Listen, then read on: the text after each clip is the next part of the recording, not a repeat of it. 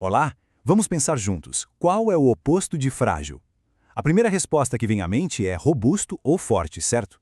Mas e se o verdadeiro oposto não for apenas resistir ao caos, mas na verdade prosperar com ele? Hoje a gente vai mergulhar nessa ideia, inspirada no trabalho de Nassim Taleb, a antifragilidade. Bom, para a gente entender o que é ser antifrágil, primeiro a gente precisa deixar bem claro o que não é. Vamos começar com aqueles conceitos que todo mundo já conhece bem, o frágil e o robusto. É muito fácil entender o que é frágil, né? Pensa numa taça de cristal. Qualquer coisinha, qualquer impacto e ela se quebra. Já o oposto que a gente costuma pensar é o robusto, tipo um copo de plástico. Ele pode até cair, mas aguenta, o tranco continua igualzinho. Só que aí vem a grande provocação do Taleb. Será que robusto é mesmo o contrário de frágil? Ou será que ele é só um ponto neutro no meio do caminho? Sabe, algo que não quebra, mas que também não ganha absolutamente nada com o choque. E aqui está a resposta. O verdadeiro oposto é o antifrágil. É um termo que o próprio Taleb criou para descrever sistemas que não só sobrevivem à desordem, mas que na verdade se alimentam dela para ficarem ainda mais fortes. E como é meio difícil achar um objeto do dia a dia que seja antifrágil, a melhor maneira de entender essa ideia é com uma analogia que vem lá da mitologia grega, a Hidra. Quem lembra da lenda sabe, cada vez que o Hércules cortava uma cabeça da Hidra, o que acontecia? Duas novas nasciam no lugar. Ou seja, ela não só resistia aos ataques, ela usava a agressão para ficar mais poderosa, mais perigosa. E essa história da Hidra, de ficar mais forte com os ataques, não é só um mito não. É a base da ideia central de Taleb, um princípio que vale para tudo, desde a nossa biologia até a economia mundial.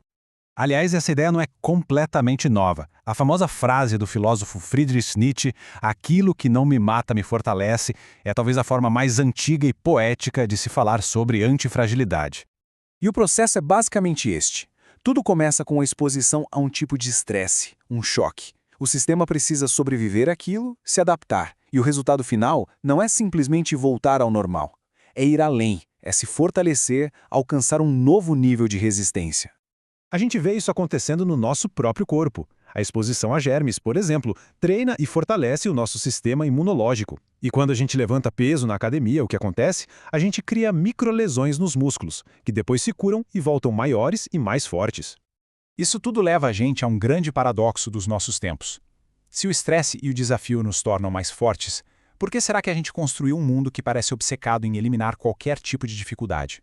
Esse gráfico mostra bem a troca que a gente fez. Deixamos para trás dificuldades antigas, como a fome, em troca de um nível de conforto e segurança que nunca existiu na história. Só que essa troca teve um custo inesperado. Ao nos proteger de tudo, a gente acabou criando um novo tipo de vulnerabilidade, uma fragilidade mais mental, mais emocional.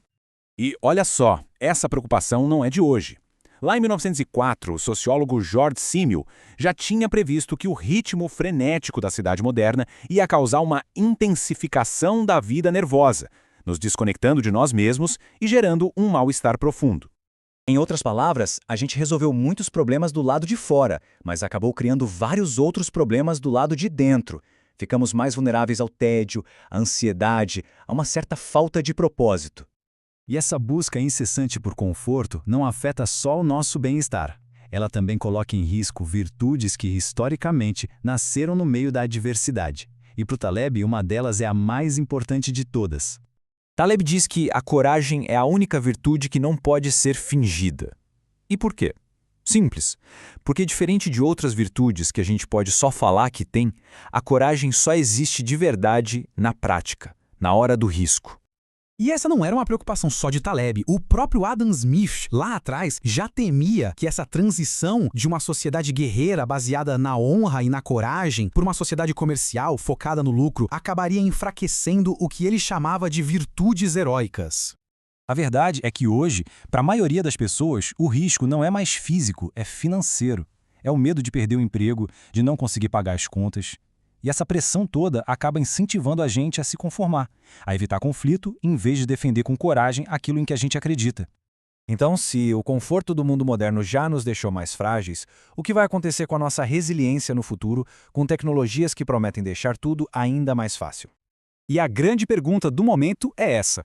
A inteligência artificial, ao resolver ainda mais os nossos problemas, vai acabar com o que resta da nossa força intelectual e psicológica? Mas a resposta pode não ser tão simples assim.